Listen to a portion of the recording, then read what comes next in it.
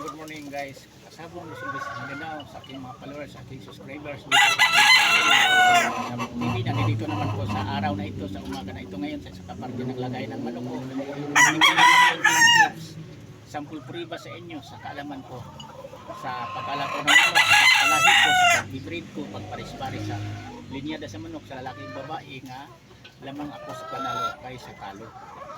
Ito kasabong ipakilala ko na sa inyo, ito siya ang linyada din na lamang sa panalo kaysa talo, linyada na tinawag o crucis ng high action black. Kung napansin nyo, mayroon palang tali ko ditong nilagay sa paa niya.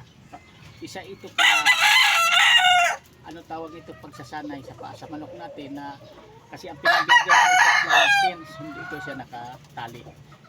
Para siyang makalipad-lipad, makagalaw-galaw, flying pins ang pinaglagyan ko, kailangan may nilagay ko sa paa sa kanyang pagsanay para nga kapag oras na ilaban natin, hindi na siya makiliti, hindi na manibago kung may nakakalagay na sa paa niya na bleed tari o kaya na nito may naramdaman na siya na lagay sa paa na sa pin, medyo nasakal ang paa niya, hindi na siya manibago, hindi na makiliti. Kung napansin nyo, kung minsan napanood ko yan sa mga sabuang kakit, ang isang kamanok na hindi sinanay na kung hindi nakatali kasi ang manok dapat nilagyan natin dito masanay silang hila nga maiksing tali tulad itong ginagawa ko.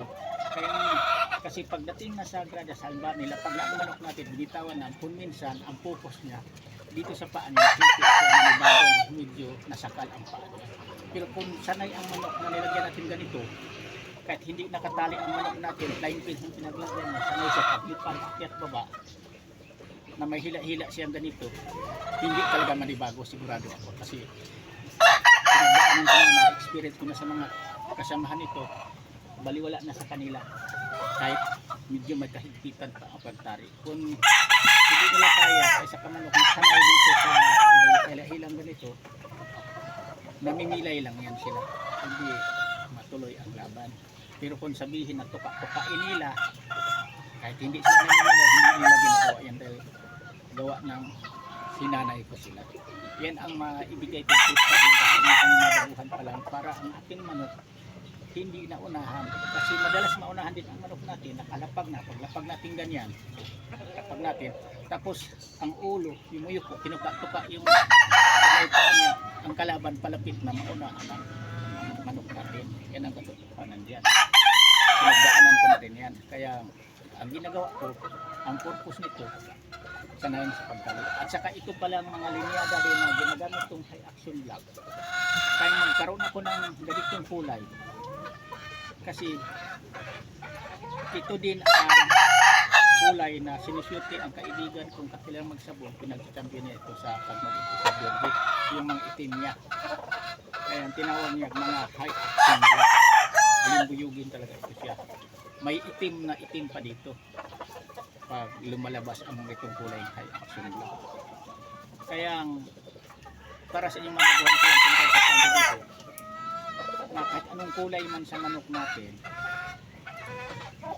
na mamanukin, kailangan sakto ibigay natin ang kompletong pangailangan na vitamins, mga anong gamot yan, i-applyan natin gamot talaga yan bago natin isabot siya sa laro sa lagnan sa manok. Kasi ang gamot kasi, alam nyo ba, pangdagdag talaga yan. Halimbawa, sa kamanok natin, hindi basta-basta nga maubusag dugo kapag siya ay nasugatan kapag sakto sa gamot ng manok. Kasi ang manok din kasi nga kulang sa gamot, alam nyo ba, ang bilis, tagas, pag tinamaan yan, madali siya na bibigay. Hindi kagaya ng manok na sakto sa alaga, sakto sa dami. Pag napansin nyo, pag tinatamaan, kung minsan kulang tumatagas, makikita nyo ano lang, binabasa lang ang balahibo niya. Akala mo binabasa lang dito, gano'n, dito. Pero yung manok na walang alaga, karamihan talaga ang panood natin, halos bumaba pag sila ang tinatama.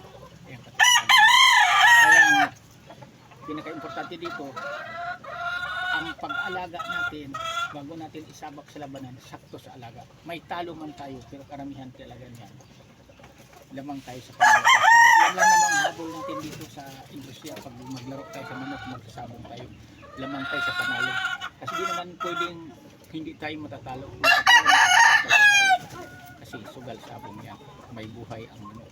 Kaya lang, pinaka-importante dito nga hindi tayo puro talo. Pag tayo'y maglaban mismo sa sarili natin, at saka makamit natin yan kung ang gagamitin nating linyada, yung linyadang pagparisin natin babae lalaki, malamang talaga sa panalo kay talo. Mayroon talagang manok na linyadang ganun. Mayroon nga din ako, yung mga tinawag ko kalisay, mga sweater gripo. May talo yan, mga kalisay na yan, pero lamang sa panalo kay sa talo. Nasa dugo sa linyada nila yan. Kasi may manok din dito ko nga, isa kainahin na ibinibigay niyang mga anak, mga reproduce niya mga anak lalaki, lamang din sa talo. Kaya inaalis ko kaagad yung inahin na yun. Kaya kayong mga baguhan pa lang, kung mapanood itong mga content, piliin talaga nyo, may advice ko sa inyo, ang inahin na nagbigay ng mga anak magpanalo. Yan ang padamihin nyo.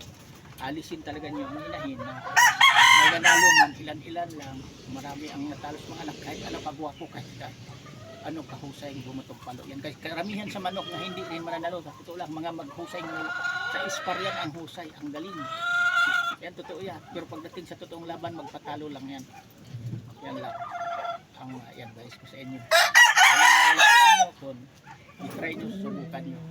Piliin nyo ang linyada nga lamang sa panalo kayo sa talo para pag maglaban kayo, may talo man pero lamang sa panalo kayo sa talo. Mangyari yun kung subaybayan itong mga content ko, mayroon talaga kayong makuha, matutunan sa akin. Kasi dito sa sabong, di pwede puro tayo talo, kailangan mananalo din tayo. Yan lang, thank you.